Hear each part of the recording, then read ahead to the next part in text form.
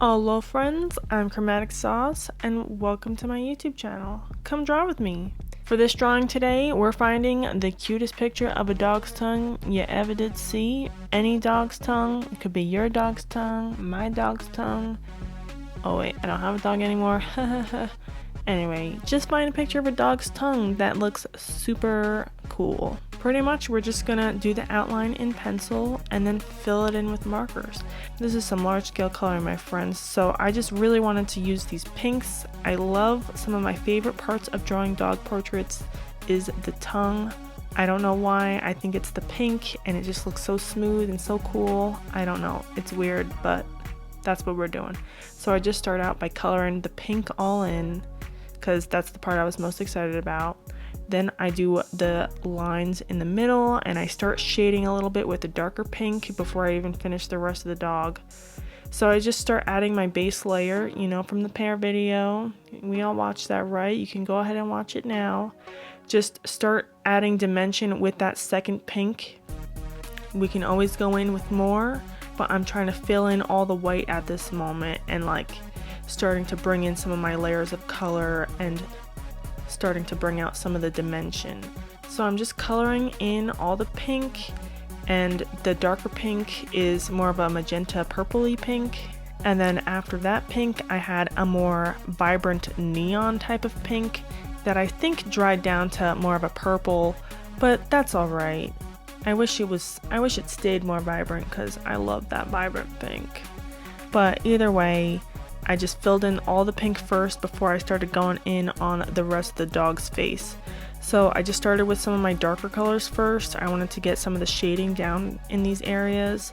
This was a reddish brown, so I used it to shade and deepen up some parts in the mouth. If you look at the mouth of the dog, there's a lot of brown around the lips area. I don't know what those things are called, but there's a lot of brown in those areas. So I just used that with my reddish brown. I colored the front of the muzzle and some of the darker areas. This isn't a realistic drawing, so it doesn't have to be very accurate in color. I just was trying to get it as close as I could in terms of tone. I wanted to bring out dimensions and lines with that color. So then I picked up a darker brown, a more muted brown, not quite so red. And then I started adding a little bit more texture and a little bit more shading. I went over some of those dark spots that I already drew to do more specific darkness. I'm gonna go in with black later, but I wanted to get another layer because the more layers of color, the more dimension you're adding. In some spots I overlapped, and in some spots I just added extra lines. I don't know if I would say that this is my best drawing, but I sure did have a lot of fun doing it.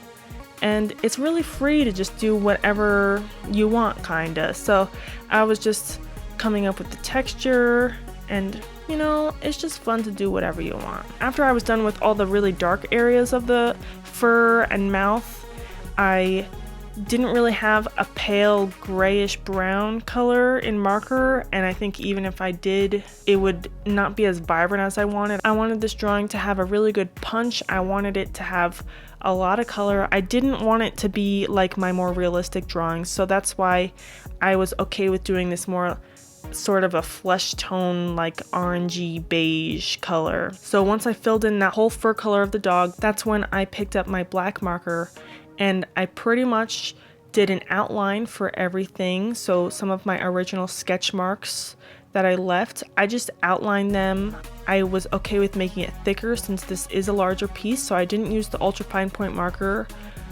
I don't think I used the ultra fine point marker at all. I just used the chisel tip for a lot of these lines. So it was pretty fun to be a little bit more carefree. And then after I got the majority of my base done there, I had my outline done and everything.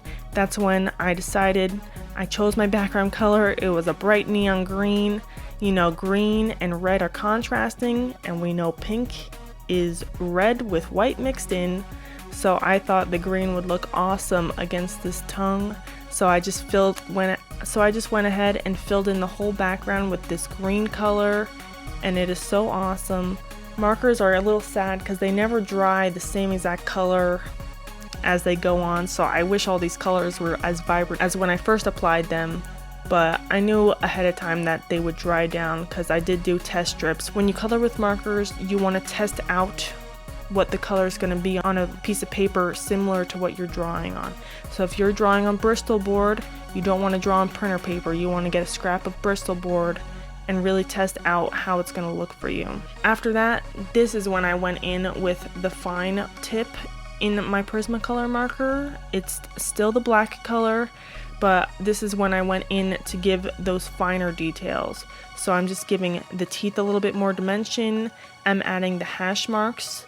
Like, we know we love hash marks, giving that edgy, cool look to our drawings, giving some depth without adding too much black, but still giving the shading that you want, and it makes it a little bit more fun to see every mark that you make on the paper. So I really like doing this. I did add a bunch of lines on the chest to suggest hair, and I just added a bunch of lines any spot that the dog had some darker fur. Now I am going in with a colored pencil. A lot of these really saturated colors are gonna lighten up, so I wanted to get a lot of the low lights in with these hash marks before I started with the colored pencil, because I didn't want to rely on the colored pencil for a lot of the color. So I just lined everywhere.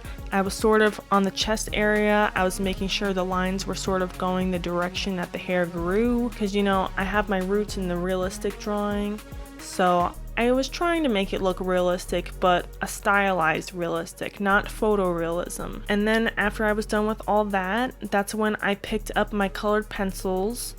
First, I started with the red. A lot of the mouth has a lot more red tones, but I didn't want to use my red Prismacolor marker because the last time I did that, the white colored pencil I put on top of it turned yellow. I'm not sure why. I gotta test that out. So I just started shading with the red there. It looks like I didn't shade the tongue with the hash marks before I started with the colored pencil. You really want to make sure you get the majority of your marker marks before you go in with colored pencil. Since colored pencils are usually more wax-based or oil based, a lot of times I would think, at least I haven't tried every colored pencil out there, but I would think that the colored pencil would act as a barrier so your marker doesn't absorb into the paper, so it'll just wipe away. So that's my thought. Take it for what you will. You can do whatever you like, but I would try to get most of your marker marks done before you pick up a colored pencil. After the red colored pencil, I went in with brown to add a little bit more shading on top of those hash marks. Then I picked up, I think it was like an eggshell colored pencil, because this dog's teeth is not pure white.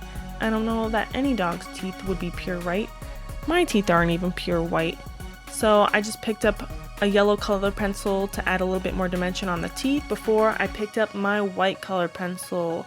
The white color pencil, just like the pears, it's gonna wash out and take away a lot of the pigment from the really saturated markers. Pretty much, I'm just using the color pencil to add highlights. I'm leaving a lot of texture where the dog has really, really light spots. I'm trying to burnish the colored pencil. I really want all the tooth of the paper to be filled with this white colored pencil in these really bright spots. That gray hair on the muzzle of the dog and the gray hair by the bottom lip of the dog. I pressed pretty hard trying to get those spots pretty white, especially on the tongue. The tongue is the star of this piece. It's kind of a weird thing to say, but I did shade on the tongue pretty generally overall, the whole tongue. And then for a lot of those really light spots, I did press really hard because I did want to burnish. I wanted the tongue to have that shiny look that a fully burnished piece of paper had. I just colored with my white color pencil. I think this is my Derwent color pencil. I like this one for this use because it goes on pretty opaque over top of the marker. This one specifically has a pretty thick lead, so I don't have to sharpen it, especially since I'm not making very fine marks with the tip of the pencil. I don't have to sharpen the pencil as frequently because there's so much lead there. So I just shaded the pencil. I'm not being too scared to go over some of these darker marks. For these drawings, I've noticed that the pencil is really what blends everything together, and the pencil is what brings out the highlights. I guess that's the way I've been drawing it, but the pencil is what's bringing out a lot more of the dimension in the drawing, because markers do tend to be very flat. You have to be very precise with your markings. You can make markers look very dimensional. You would just have to, you wouldn't necessarily be able to draw as fast as I've drawn. You wouldn't necessarily be able to draw as fast as I drew here. And you would also have to just be a lot more meticulous with your markings. You'd have to make sure you know this is where the color is going to be. Each color is going to be the final color on the piece of paper. You can't make it lighter unless you go over it with colored pencil. So if you wanted to do strictly marker, you would have to be much slower and much more meticulous. And I can try drawing like that. If you want to see it, just let me know. And then once I was all done, I gave it a sign, and that's it. Please follow me on my Instagram at Chromatic Sauce. Please like this video and share it. Comment down below what you thought of this drawing. I'll draw you later. Bye!